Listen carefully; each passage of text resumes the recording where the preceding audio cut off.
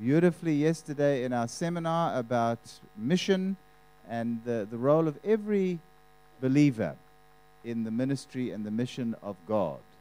And if you weren't here yesterday, I'll just remind, well, I won't remind you, I'll tell you if you weren't here, that he is an ordained minister in the AFM, the Apostolic Faith Mission, a theological college lecturer, and he did his PhD in mission work in the workplace. And you can see that that is the passion of his heart, that every believer must see their work as the calling of God on one's life to extend the kingdom. And so, Johan, thank you for being here. It's our privilege for you to share with us. Thank you.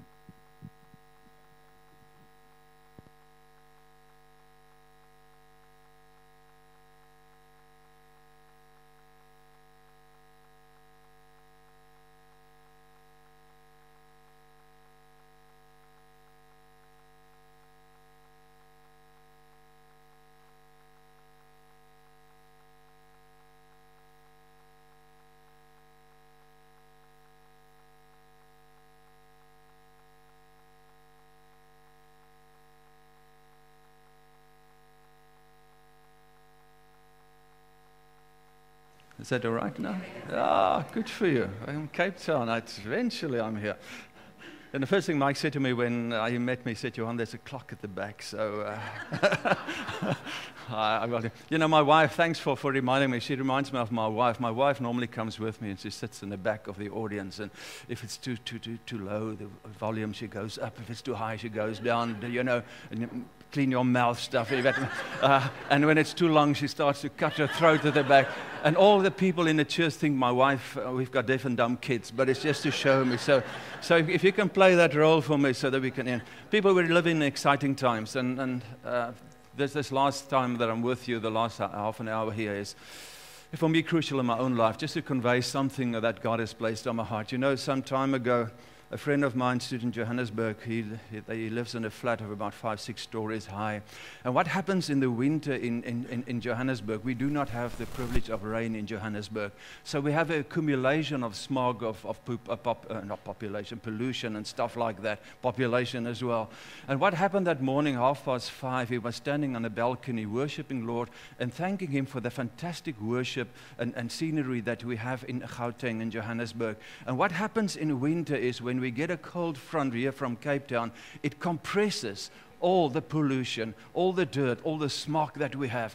And a beautiful scene erupts when the sun comes up over the mine dumps and you see this yellow, black, green, whatever you call it. And he was praising God for the privilege to be in Johannesburg. And suddenly he heard something fall on the balcony floor, and he picked it up, and it was a glass eye. And when he looked at it, somebody shouted, a lady from 4th floor, and said, "Did you catch it? Did you catch it?" And she shouted a room number, flat number, and he went up the lift, and he knocked on the door. And the most beautiful blonde in his life opened the door. And she said, "Do you still have it?" "Oh, thank you so much." And she cleaned it, put it in, and said, "Now I can see you so much better." And she said, "Please come inside, you know, that we can have some breakfast." And they had tea and coffee, and she made him a beautiful breakfast. And after a while, she said to him, please don't go away."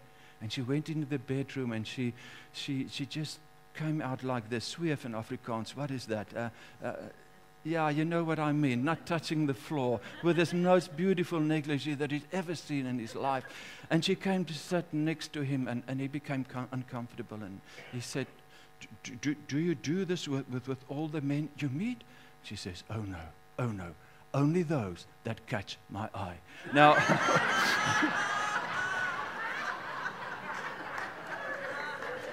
Reverend Mike, Reverend Mike, you can relax.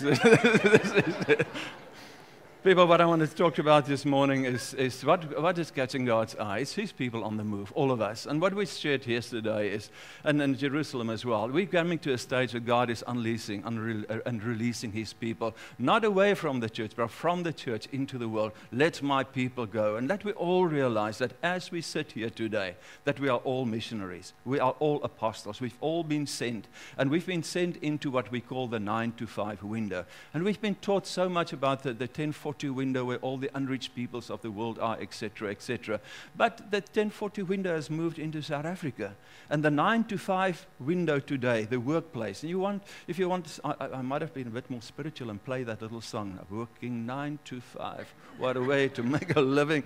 Understand, this is where the mission field is today. That's your paradise that God has given you. That's a place that God has given every one of you to go and to worship God in the workplace. Now we will need to understand something of the worship, and you touched on that as well. It's not always to yap about Jesus and to try to convert your employer. If your work does not, the character of your work does not represent the character of the God that you worship, you better keep quiet. But we are on the move. We are running, as the lady prayed there, like horses. God is coming. Something new is happening. And Matthew 24 tells us that in the last days, the gospel of Jesus Christ will be spread amongst all the people in the world. And where do the people of the world meet? 9 to 5. In the workplace. And that is your paradise. That is your mission field that God has given you. But there's a proviso in this that you need to understand this morning, that you are full-time in the service of God, that you are called as a missionary, that you are a priest, and that you are an apostle. Now let's, Johan, move on with this. If we want to reach the world and transform nations, we will have to understand the thing that we call work, the four-letter word that we call work. And once we come to grips with work, that it is something spiritual, we will start to understand what God has called us to do. The marketplace is the instrument of change. We will not be able to transform Cape Town without getting involved in the marketplace. God is telling His people now, go into the lost, the empty spaces. It's interesting what the Greek word says for lost. It's empty, it's void. And we have void, empty spaces. And Jesus says, Luke says in the book of Luke, that Jesus came to seek and save that. What was that? Is my light going? Okay, no, are you giving me more? Okay, now I understand that. What did Jesus say? He said, I've come to seek and save that was lost. Not only those, that also the lost institutions of our society must now be regained. The ground that was lost since paradise fell and collapsed must now be regained and reclaimed and restored, and the restoration, transformation of that must take place. The future is now here. Marquinor did a survey about 10 years ago, and they discovered what they call the biggest and the greatest discovery they've made in the last 100 years. And they discovered that the number one need of the people in the world is to be able to work. Secondly, the number two need of the people in the world is to live in an environment of justice, of safety and security. Now, when we go back 30 years ago, Marquinor did a similar survey, and what they discovered then is that the need of the people in the world 30 years ago were love and prosperity. Now tell me, what has been the main message of the church for the last 25 years? That God is love. And the prosperity gospel came forward. Perhaps what we should have gotten is a theology of wealth creation and not so much of prosperity, because prosperity says, it's me, it's me, it's me, and what's left over I will give. A theology of wealth creation says we will create wealth for Cape Town so that the greatness of God, the shalom of God, nothing lost, nothing is left can be established in Cape Town. So, without being prophetic, I can say that in the next 15 to 20 years, the major theme of the church is going to be work. And we are faced with work in Marquinor. We are faced with unemployment. We see people flooding to Cape Town. For what reason are they coming to Cape Town? To be able maybe to find work. And of course, the next thing is about justice. And I said to the people yesterday as well, there's more written in the Bible that God is a God of justice and righteousness than a God of love. Because you cannot be a God of love if you are not a God of righteousness. The two go together. And Isaiah says, therefore, let it rain down righteousness, let it spring up from the earth, and let salvation come forward. And I said yesterday, it's like a hot dog. You have two pieces of bread and the salvation locked in inside. There has been polar shifts in the world, and I don't want to get into that today, but the world has changed dramatically in the last 15 years, and it's not finished yet.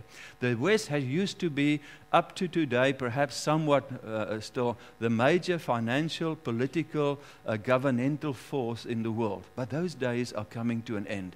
And the Western world, synonymous to Christianity and the system that we were the richest, the most powerful, and the best culture in the world, is also coming to an end. And what does that say to us? That we live in a post-Christendom era, where the world does not look towards the West. And now we come to what the Bible says and the time we are excitingly entering into. And that is, the Bible says, it is not by political might, it is not by financial power, but it will be by my Spirit, says the Lord. And that makes me excited. God has also changed the landscape of the world through migration. Europe today is becoming a mission field, or is already a mission field. In Paris, there are 2 Muslims for every evangelical Christian. The rest are Roman Catholic, and depends how you see your missiology or your church theology or whatever it is, whether they still need to be reached, etc., etc. Fact of the matter is that South Africa has also become the most modern mission field in the world. I spoke to somebody this morning in a toilet of all places, and he shared to me about the Pakistanis, the Somalis. So, you know, the Gauteng is still here, but the heart is here, just to get it right. But it's changed the world. So where do we meet these people? Why do they come to South Africa? They come to South Africa to work. And that is why we must see this as the greatest opportunity since the Groot Trek and since the arrival of Jan van Riebeeck on the southern portion of Africa, that God is once again changing the landscape. He's taking South Africans out into the world, and He is bringing people of the world into South Africa. Where do we meet? Once again, in the workplace. We have unrest, yes. So how are we going to do and move forward? Well, we need to have a revolution of the workplace. And what I'm about to share now comes from 25, 30 years in the mission field. We facilitated people into closed countries, places in the world where there's never been a church planted before. And the biggest problem we have, and I listen to your visa problem, is that any South African can go anywhere in the world for about 2 weeks to 3 weeks. And then the people say to them, what are you doing here? If an American comes in, he gets a work permit for the another 3, 4, 5 years. We do not have that privilege. So first of all, work gives us entrance into the world. I remember just after 1994, I went into the Middle East, into a country that is still very, very close today. And I flew to the furthest part of that country south, and I landed at the airport, got out of the customs eventually, and as I walked into the streets, I saw the army. And the officer looked at me, and I had a beard still. I looked like a fundamentalist. I had white hair, a bit younger, and he thought, this does not gel. And he said, come here. And I came up to him, and he tapped me with his AK-47, and he said to me, Passporte. Now, these people cannot speak Afrikaans. They cannot speak English. I cannot speak Arabic, and I cannot speak Tuareg. That's where I was. So I handed him over my passport, and he looked at my passport, and he turned to the page, and he looked at my face in the picture, and then he turned again, and he said the following words. Ah, South Africa, Mr. Mandela, good man, good man. And he said, you can come into the country. But people, that would mean I could be there for a week. So work has given us a sustainable presence. Because if you want to plant a church in any society, anywhere in the world, you need between 5 and 15 years to do that. And I'm sharing this with Pastor Mike as well. It takes normally between 5 to 7 years for a reverend, a pastor in a Christianized society to be accepted in the culture of the community. And then they take a calling somewhere else, and then the new guy have to start all over again. So I'm praying for you, Mike, that you might more than retire here 15 years after the official date, because there's no reason why at 65 you must kick the bucket. You can still be a president and whatever you have to do. What I'm saying is that work gives us entrance. Where in our context, it gives us entrance into the multinationals of this world, in the governmental systems of the world. I cannot just walk into Standard Bank corporate and say, look, I want to share Jesus Christ with you. They say, please get out. We don't want you here. But we've got workers. We've got members of this church. We've got co-workers in this church that are working for your multinational. So it gives us entrance. It gives us sustainable presence. We are there 4, 5, 6 days of the week. We are there 8 hours of the day. We've got sustainable, legitimate, authentic presence within the workplace. It gives us a platform for relationship. We can relate with people. They see us, what you tell, don't talk about it, live and work as if you're working for God. That will provide trust. When people trust you, they will accept you and they will start to accept your message. And then we are in the place that, because if we work as if we're working for God, we will create wealth. Now, let's move on. If we want to reach the world and transform the nations, once again, we have to think about this thing called work.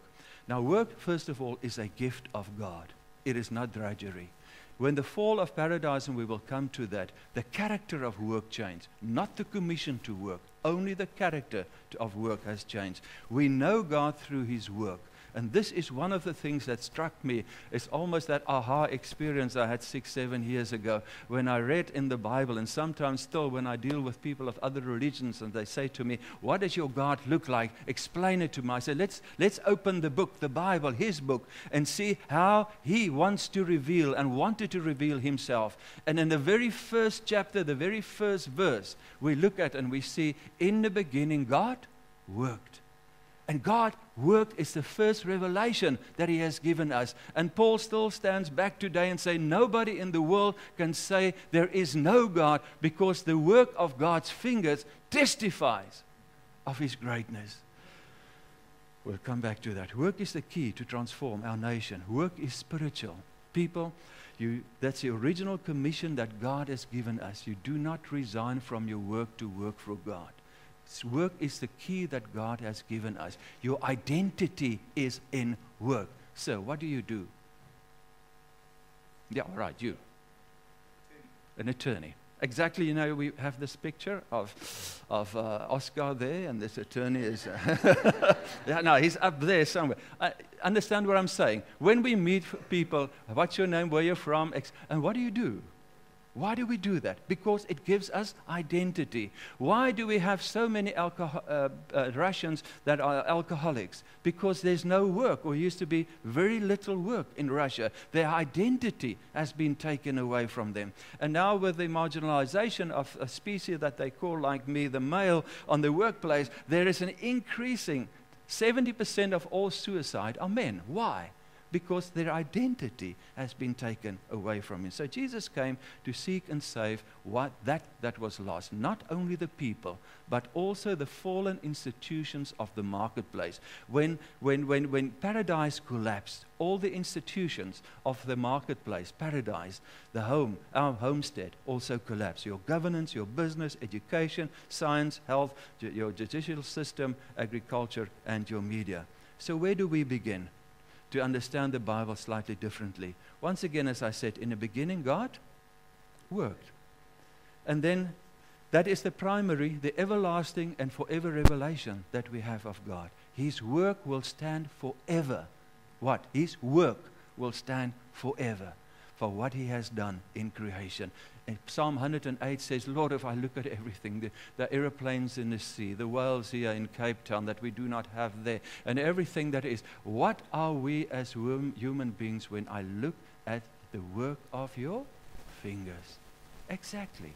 So we know God through what He has created. That is our first revelation that we have from Him. But it also says the essence of work, of what did in Genesis 1 verse 1. In the beginning, God said He worked and He stood back and He said it is good.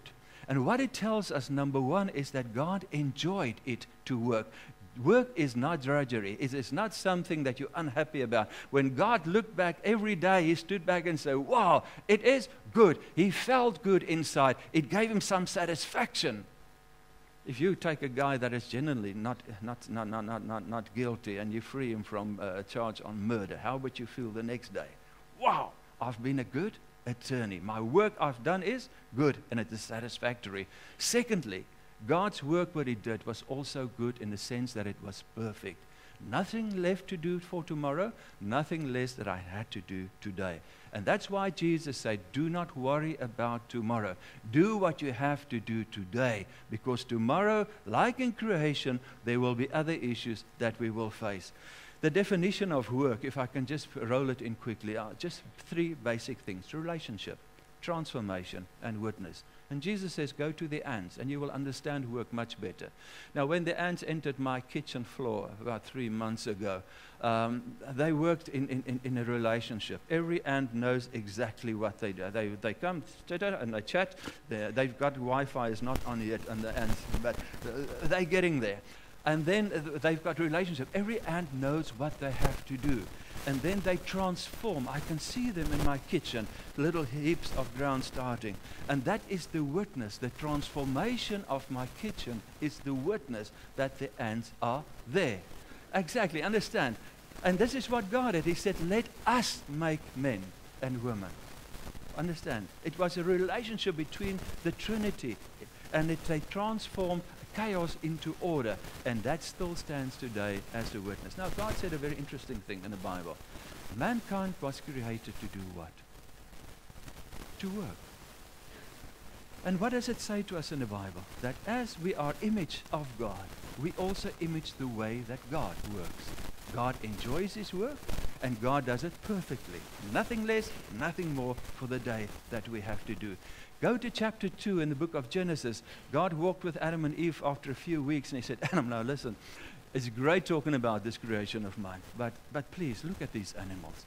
They are identityless. They do not even have names. Don't you think you should give them names? And Adam said, Lord, forgive me. We will get to that tomorrow. That's not as a promise, because we've been so busy with other things. So the next evening, God walked with Adam and Eve, and Adam said, look at that thing you see there. It looks like this. See that one? We called him an hippopotamus. And God said, Adam, if you can still remember that name tomorrow, it is up to you. What does God say to us in Genesis 2? I've given this earth to you people sitting here today, to name it, to recreate it, to work on it, and to transform it according to the will and the wishes and the guidelines that God has given us. So that is our first commission. It's our proto-commission. We talk about the Great Commission, but Jesus came to seek and save that what was lost. Our first commission was also lost with the fall of paradise. And as I said, we are all this ecclesia in paradise, where 2 or 3 come together. That was the first church, the apostle priest. We were created in his image and in his likeness, both. So we work like God is working. And important here is that the commission to work has never been revoked. When the fall of paradise came, God said the women folk will have difficulty in labor, and whenever people work, it will be difficult, and there will be thorns, like thorns and what do you call it? Thistles. That thing. But it's never been revoked. The character of work changed with the fall of paradise. The commission to work has never changed, and the privilege to work has never changed. Then Jesus came to earth to do what? To work. We talk about the work of Jesus on the cross. And Jesus, more than that, when he sent out his apostles, he said, now go and stay with the people. You coming from Israel will know that in the old days that hospitality in the book of Deuteronomy, if you are not hospitable to other people, in the last days you will have hell. Literally and figuratively speaking. Because in Deuteronomy said, every person when he comes and he does not have something to eat or place to stay, you must provide it to him. Now Jesus says to his disciples, do not take your credit cards with you, your cell phones to make cash transfers. Go into the houses. Go and work with the families. Go and check it out in the Bible. And the laborer is worth his day. And what Jesus said to his disciples, go into the house, live with the people, work with them, be an added advantage to them, add value to the household, and they will say to you, stay longer. They will give trust, acceptance, and everything will follow what we said in the beginning. So, you know, from a Western point of view, we thought the disciples went out with their cars, not 2 cars, but two in a car, and not driven to either, but the 2 people. And then they will knock on the door, give them the 4 spiritual laws, and say, right, you want to be saved? How many people do you want healed today? And where's the offering bag? Let's move on. That's a Western way of it. In the Middle Eastern cultural way, time is a different time mode that we are in. So Jesus was a rabbi. He was called a rabbi. He taught people. Now, why do we say that Jesus spent 3 years of his life not working? Is it in the Bible? No, when it was 30 years old, Jesus, for the first time ever, in the minds of the people, in the culture of the people, in the folklore of the people, you can only be a disciple leader or a rabbi when you are 30 years old. You can only be a pastor, a priest, or a pastor if you are 30, or a dominee if you're 30 years old. So in the volksmond, in the mouth of the people, the way that they understood it, and that has been the informal law, that you can only be a pastor, a reverend, a rabbi when you're 30 years old. But Jesus already taught at the age of 12 in the temple. He was a rabbi already, but he could only be recognized at that when he was 30 years old. What does Jesus further say? My Father works till this day. God has never stopped working. And he went into heaven to do what? Jesus went to heaven to work. He says, I'm preparing a new heaven and a new earth for you. There are new legislations coming. And it's been 6 days, the first one. The new one has already taken 2,000 years. So it's going to be something fantastic when Jesus Christ returns. The fact of the matter is, God is still working today. And Jesus went to heaven to rule in heaven, to govern in heaven, and is preparing for his return here on earth. Then God said, I will send my Holy Spirit down to earth to work. Now, I know your province supporters would like a bit of comforting this morning. And that is exactly, and I say this now with a smile on my face, the Holy Spirit has come down to earth. If I see the people we need to deal with in Johannesburg, the hijackings and the amount of cancer I see lately, the counseling work of the Holy Spirit in disrupted world we're living in today, you can understand the work that he's doing. But Jesus is coming back. And we all say that. It's in our lips at the moment. And if Jesus comes back to earth, what is he going to do? He's coming back to work. He's going to be a king, and he's going to be a judge. He's going to rule in this world, and he's going to judge this world. Now, the fantastic and an interesting thing is that Jesus is going to wake us up, and we're going to rise with him when he comes back. And what are we as human beings going to do when Jesus returns? We are going to work. We are going to rule with him, and we are going to judge with him. Paul says, even in that time, we will even judge over the angels. Not now. No way can we judge over angels. No way can we order angels to go. We can only do it through Jesus Christ. But in that day, we will sit next to Jesus, and we will even judge over the angels. And that is why Paul is crying when he said, how can you as Christians take one another to court if you know days to come will even judge over angels? How can you not even settle your accounts now on earth before that time? The bottom line is, people, we've been created to work, and my work is my worship. Now, three things here. The word for work and word for worship in Hebrew is adova, which means basically service. The word adova can be translated into two avenues. One is worship, and the other one is service, can be translated into work and worship. Now, when we get eventually out of this church this morning, and somebody sees you outside and say, how was the worship? Service. The work. Then you go to the restaurant and you have a meal, and you come back and you say to yourself, wow, the service was good. The work that has been done was good. So the word for work is worship. Work is the same as service. Or the adova means service, which is translated into worship and service. Now tell me something. What was the worship that Adam and Eve brought to God every day when they met with him? That Eve said, look, Lord, look at this new cross, wood carving I did for you. God would say to him, a cross? Why do we need a cross? Or that Adam come the next day and, Lord, look at these plans. We're going to build you a new church building. God will say, what is a church building? I don't want to stay. I mean, everything belongs to me. Why would I want to be confined in a church building? Or that Adam come the other day and says, Lord, we're working on the latest new King James translation of your Bible. And God would say to him, what is a Bible? There's no need for a Bible. There's no need for a cross or a building. What was the worship that Adam and Eve brought God every day in paradise? The work that they did that day in paradise. The service they did. The worship, their work was exactly the same thing. And when your work becomes your service, becomes your worship, then we are going to start transform South Africa. Now this is interesting. What do the Pentecostals say? By his stripes I am healed. What do the evangelicals say? By the blood of Jesus Christ on the cross, my sins are forgiven. What did Jesus wear on his head? The crown, the top, the epitome of his creation were mankind, you and me. What did he wear on his head?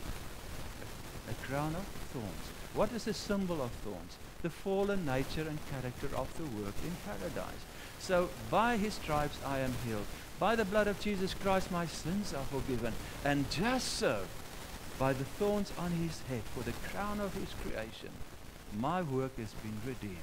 And I can now start and say, prepare the way for the coming back of Jesus Christ.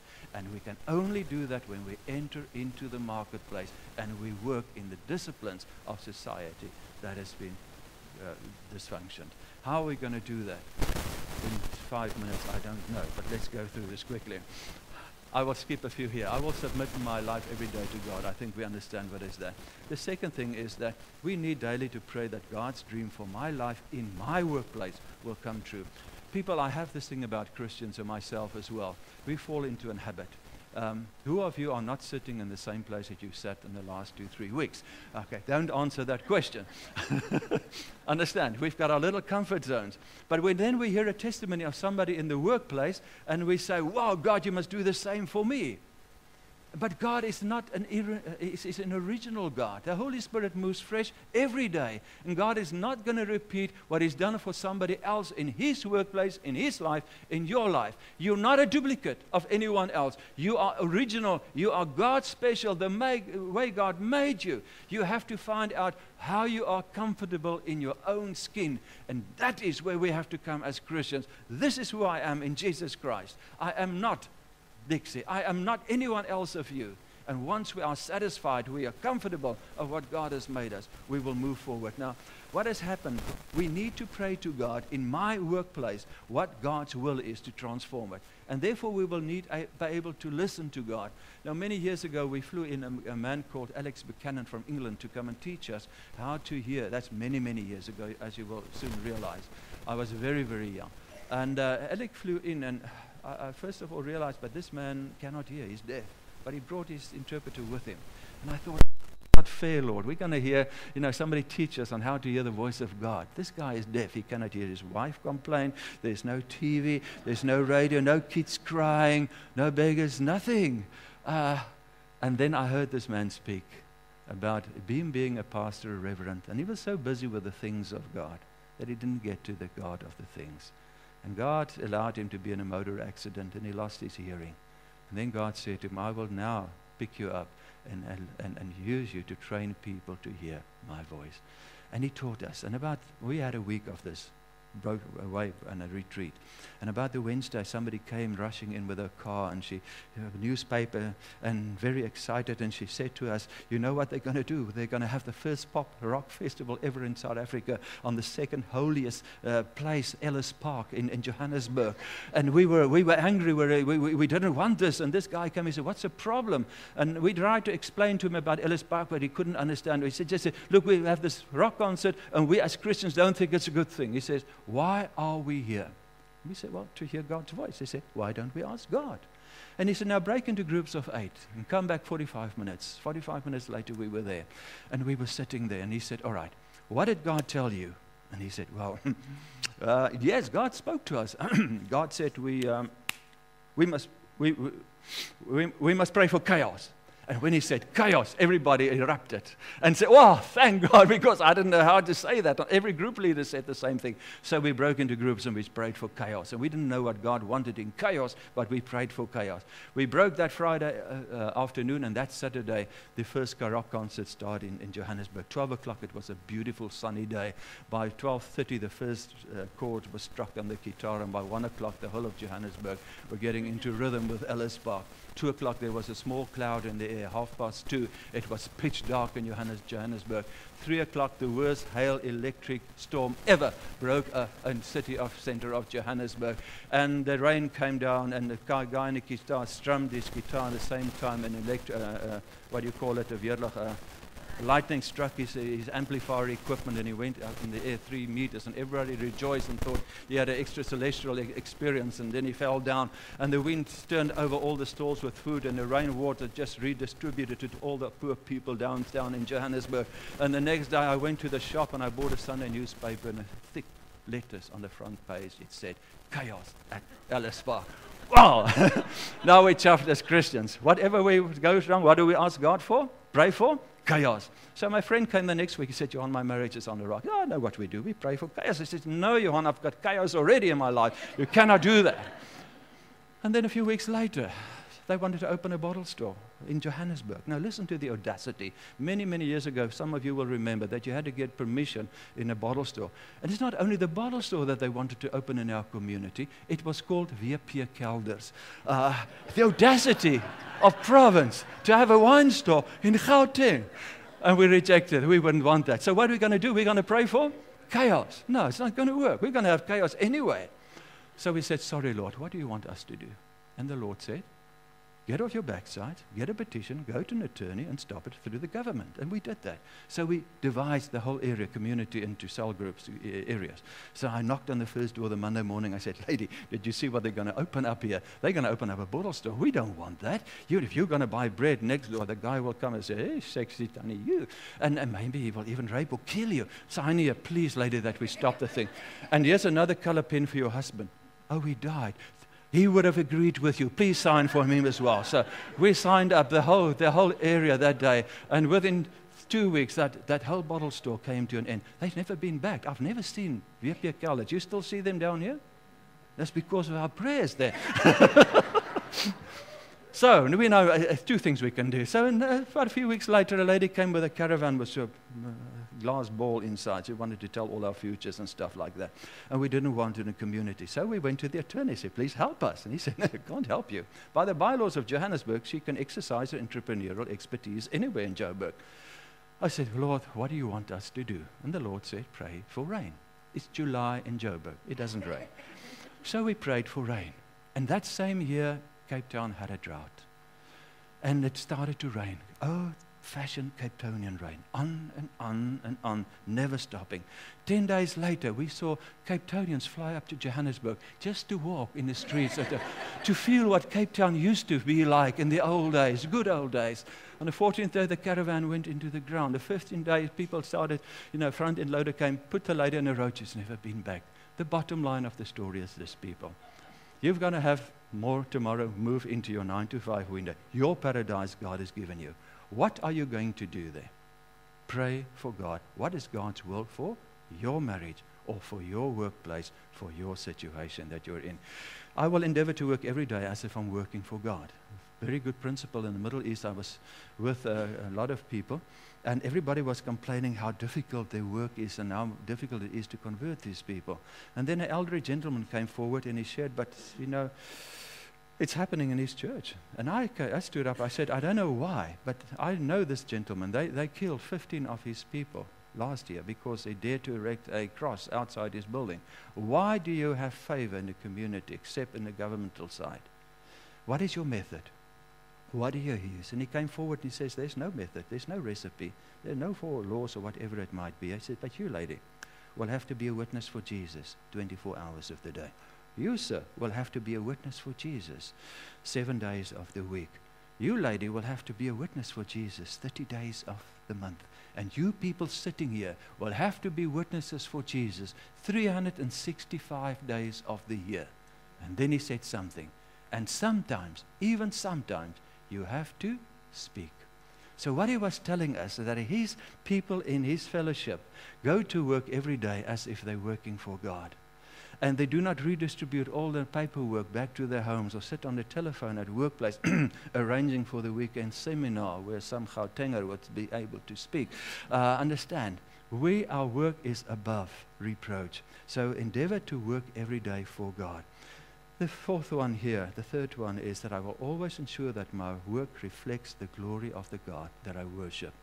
There was this lady, David Paulson told me about, in China, arrested for her faith. And because she was a Christian, they gave her the toilets to clean in prison.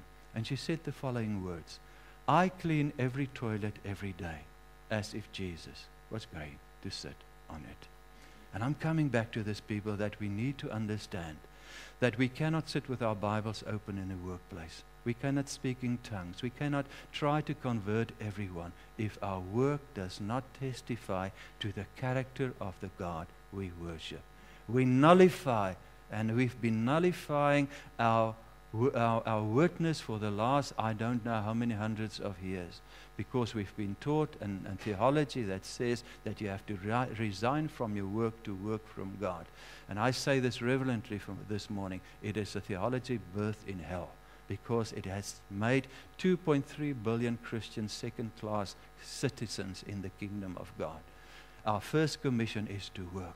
And our commission restored by Jesus Christ is now to go out and reflect His character wherever we work.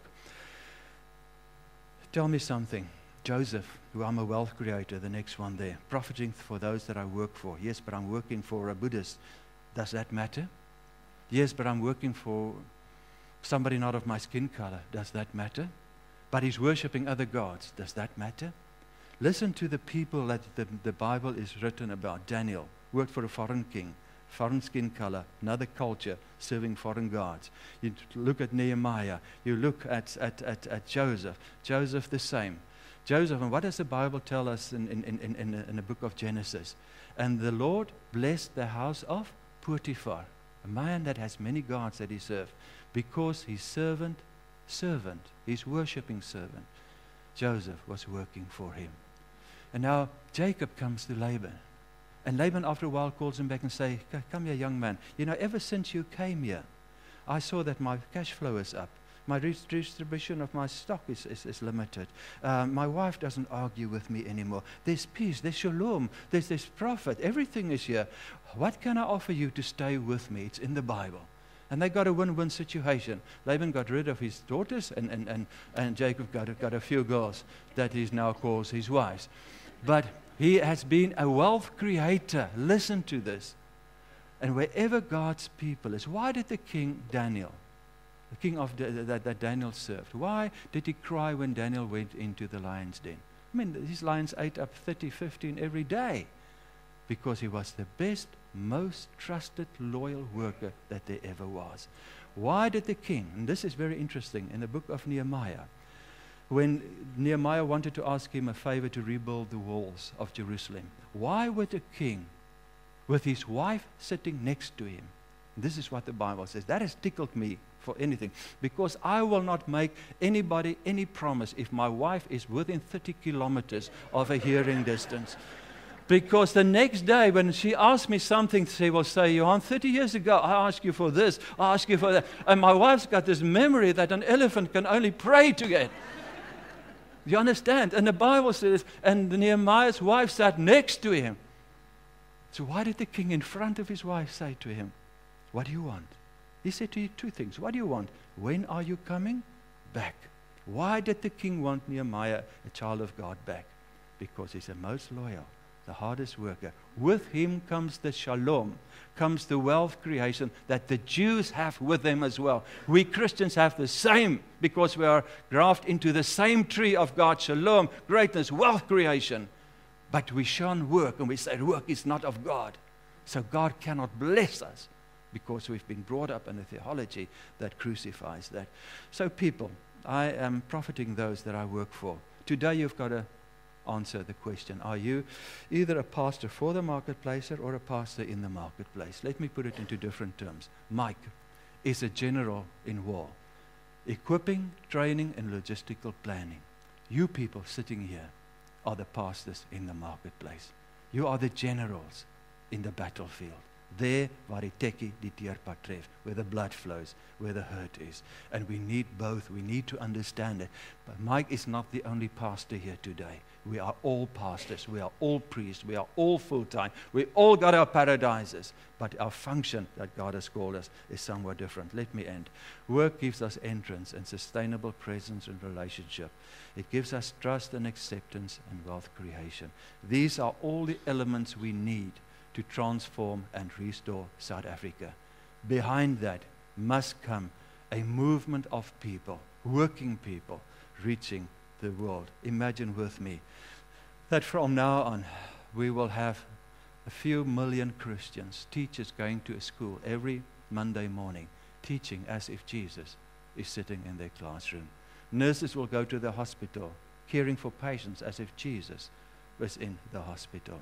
Attorneys will defend people as if they are defending Paul. That's why the book of Acts was actually written. You understand where I'm getting at? The transformation of this country comes through the workplace. My wife some time ago counseled a girl that was traumatized, and she took her in a little room in a school, about 6 years old, a black girl. And as she took her into the room, the kid jumped onto her lap and she just cried. And my wife said, please, dear, what's wrong? But she couldn't stop. And then she said, would you like a tea party? And the girl said, excuse me, miss? She said, would you like a tea party? And the girl said, yes, please, miss. She said, well, come and sit with me on the carpet. And she made 2 cups of tea with cookies, and very British with Pinky in the air. They talked about these things. And she said, 4 o'clock this morning, they broke into her flat. And my mother started to scream, and I screamed, and the neighbors came, and everybody was hitting everybody and shouting. And my dad, divorced from my mother, came running from the other flat, and also more shouting, screaming, and hitting. And the police came and more shouting, and the girl just, and then she stopped, and my wife said to but Jesus was with you. And she smiled, and she said, you know what my dad says? He says, church is rubbish. And my wife said, some churches might be, but Jesus Christ is not rubbish. And she took that little kid through a process. 45 minutes later, they walked back to their classroom with a little girl jumping and skipping on the side, holding my wife's hand. And the little girl opened the classroom door, and she looked at the 25 kids in the classroom, and she said the following words, you kids know what? Miss Lillian and I had a tea party. My wife was a missionary sent to that school that day. She was a priest, presenting the goodness and the clarity and the salvation and the healing of God. She was full-time in God's service. She was a missionary. And if we can understand that, then we are there.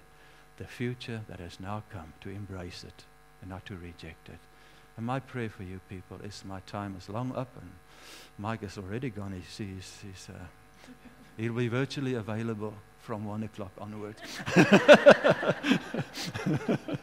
Thank you so much, Mike, that I could be here with you people. And thank you once again, Dixie Carroll, for inviting me. It's always, you always have this tension. Do you live up to their expectations because they invited you? But I hope that over a cup of coffee and a dry sandwich we can settle this thing. But you've been a very good audience. I'm excited about you. I'm excited what I heard in the prayer room, the atmosphere I have, and experience here. And the spirituality. And there's a sense almost of brokenness as well. Don't lose that. Don't lose that. This is one of the elements God wants us to be and work with into the future. We become clay in His hands. We're going to transform Cape Town. Maybe even one day I will migrate to this wonderful place as well. Mike, thank you.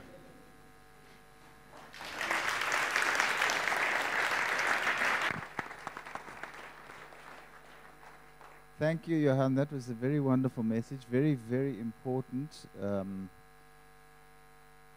And actually, there's nothing new in that message. It's been around from the very, very beginning. And I was just thinking of what Paul said in Colossians. Whatever you do, work at it with all your heart, as working for the Lord and not for human masters.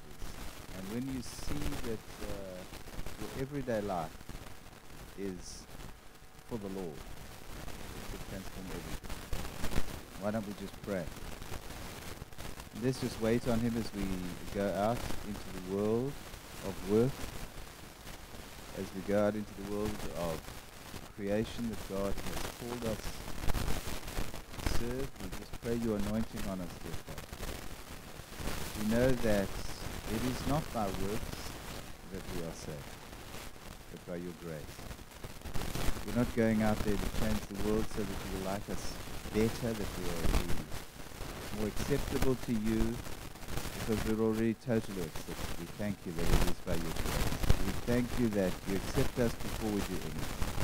We just want to bless you. We want to work to say thank you for what you've given us freely in Jesus' precious name. Hallelujah. Lord, we just ask now that you'd bless us with your Spirit upon us.